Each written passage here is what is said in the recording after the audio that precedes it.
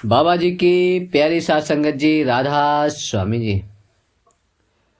सुबह सुबह उस मालिक का, उस सतगुरु का, उस परम पिता परमात्मा का नाम लो, जो हमें इस संसार से, इस भव सागर से पार कराए। उसका तहे दिल से कोटि कोटि उसके चरणों में नमन करो और उसका हमेशा तहे दिल से धन्यवाद करो।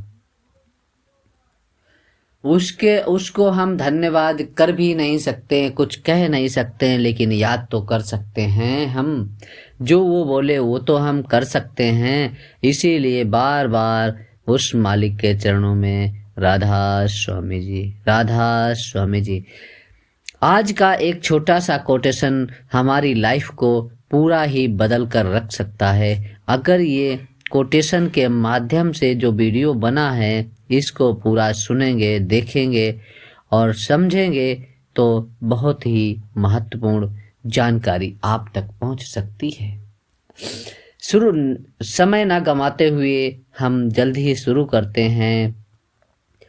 छल बल मन के कहाँ लग बरनूं, ऋषि मुनि कोई जाने न मरमू।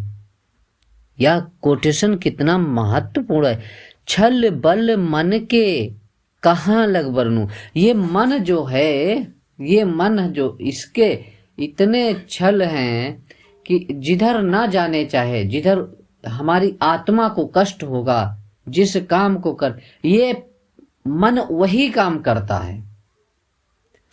ऋषि मुनि कोई भी इसका आज तक मर्म नहीं जान पाए हैं। आज तक इन्होंने ये नहीं जान पाया कि किस तरीके से इस मन को कंट्रोल करना है। धन्य हो हमारा सतगुरु, वो परमपिता परमात्मा जिसने हमें पूर्ण संत सतगुरु से मुलाकात करा दी, उसके दर्शन करा दिए, उसकी शरण में मुझे पहुंचा दिया।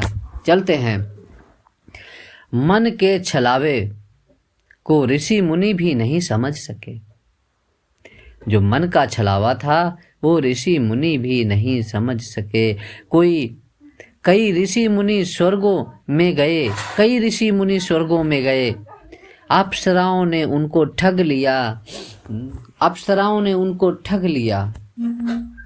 इसी तरह और सारे हमारे हिंदू मत के पुराण कह रहे हैं। इसी तरह और भी हमारे हिंदू धर्म के पुराण वो भी कह रहे हैं। वशिष्ठ जी रामचंद्र जी के गुरु, रामचंद्र जी के साथ ज्ञान चर्चा कर रहे थे। मतलब गुरु रामचंद्र जी के गुरु जो वशिष्ठ जी थे वो भी इनके साथ ज्ञान की चर्चा कर रहे थे।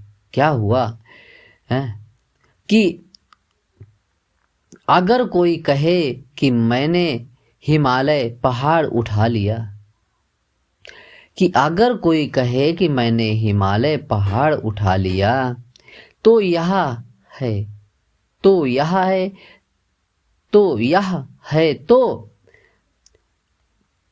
नामुमकिन पर, यह है तो नामुमकिन पर।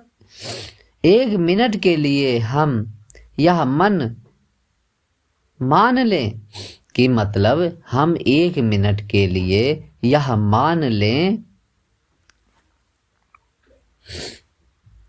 यह मान लेते हैं कि शायद कोई ऐसा सूरमा पैदा हो गया, हो सकता कोई ऐसा सूरवीर महात्मा या संत सतगुरु, कोई ऐसा वीर पुरुष पैदा हो गया जिसने हिमालय को उठा लिया होगा। अगर कोई कहे कि मैंने हवा के वेग को रोक लिया, तो यह भी मुमकिन है, मान नहीं सकते हैं। लेकिन एक मिनट के लिए मान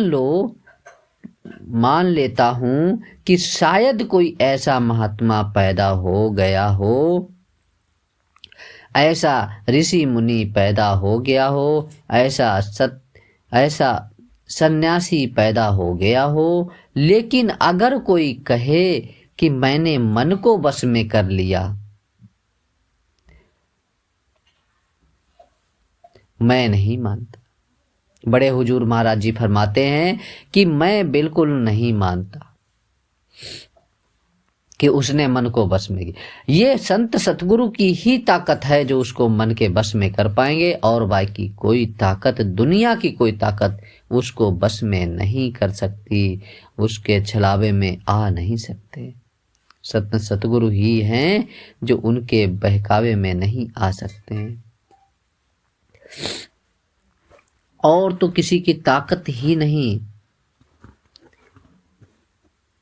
ऋषि मुनि, मुसलमान फकीर, और एक जगह अगर कोई दुनिया में बस में करता है, अगर कोई मन को बस में किया है, तो ऋषि मुनि, मुसलमानों, फकीर, संत महात्माओं, मतलब कि जिसने भी मन को बस में किया है, इसी दवा के जरिए किया है। वही एक दवा है, वही पूर्ण संत सतगुरु जो दवा देते हैं, उसी के जरिया हम अपने मन को बस में कर सकते हैं। हम अपने उस मन जो हमारा चलायमान है उसको बस में कर सकते हैं। मतलब कि महासंत महात्मा जो हमें उपाय बताते हैं, उस पर चल के हम मन को बस में करते, उसी दवा के जरिए। वह दवा आप सभी के अंदर है, आप सभी, हम सभी जितने भी हैं, सभी के अंदर है। बाहर से ना किसी को मिला है, ना कभी मिलेगा। वह हर एक के वह एक ही दवा, शब्द धुन, वह दवा एक ही है जो शब्द धुन है। अव्वल तो मन हमें बाहर से तो धोखा देता है। अव्वल जो हमारा मन है वह हमें बाहर से धोखा देता रहता है, हमेशा धोखा देता है। पर अगर कोई अंदर चला जाए, अगर कोई अंदर भी चला जाए, काम, क्रोध, लोभ, मोह, अहंकार, ये उसे रोकते हैं, ये उसे रोकते हैं। ऋषि मिश्री कड़वी नहीं होती, लेकिन अगर किसी बुखार वाले मरीज को दे दो तो उसे कड़वी लगती है। अगर कोई बुखार किसी को आ जाए, कोई मीठी चीज खिला दें, गुड़ खिलाएं, मिश्री खिलाएं, तो उसको वो चीज कड़वी लगती रहती है, मीठी नहीं लगती। इसी तरह हम जितने भी हैं, इसी तरह हम जितने भी हैं, मन के अंडर ऑर्डर अधीन हैं, मन के अधीन है। जीव का दुनिया में कोई भी दुश्मन नहीं। ये जीव जो है, ये परमात्मा, ये जो आत्मा है हमारी, इसका दुनिया में कोई दुश्मन नहीं, कोई इसको परेशान करना वाला ही नहीं। अगर है तो मन है, मन के सिवा दुनिया में कुछ भी नहीं, कोई भी परेशान नहीं कर सकता, सिवा एक मन है जो परेशान करता है। क्यों? ज्यों-ज्यों अभ्यास करेंगे, ज्यों-ज्यों आप इस शब्द का अभ्यास करेंगे, सतगुरु मेरे मालिक, ज्यों-ज्यों इस शब्द का प्रयास करेंगे, मन निर्मल होता जाएगा, मन पवित्र होता जाएगा, मन शांत होता जाएगा, अंदर पर्दा खुलता चला जाएगा। धन्य परमात्मा, धन्य सतगुरु, वह जो है पर्दा खुल जाएगा और आपको शांति आ जाएगी, और हमेशा के लिए आप उस शब्द धुन को सुनने के काबिल बन जाएंगे। देखा होगा आपने, बहुत से पाराशर जी ऋषि बहुत पूर्ण योगी होकर घर को जा रहे थे, मन ने छलावे में आकर मल्लाह की कन्या पर आशिक। ये सब क्या है? ये सब मन करवाता है। मन कब शांत होता है? जब हम पूर्ण संत सतगुरु के चरणों में जाते हैं। उससे जो शब्द धुन उसे जो देता है, उसे जो दवा देते हैं सतगुरु, उसका नाम शब्द है। उसको हमेशा अपने हृदय में धारण करते हैं, उसको रोज रोज अभ्यास करते हैं उसका, और अपने मरण जन्म और मन को शांत करते हैं।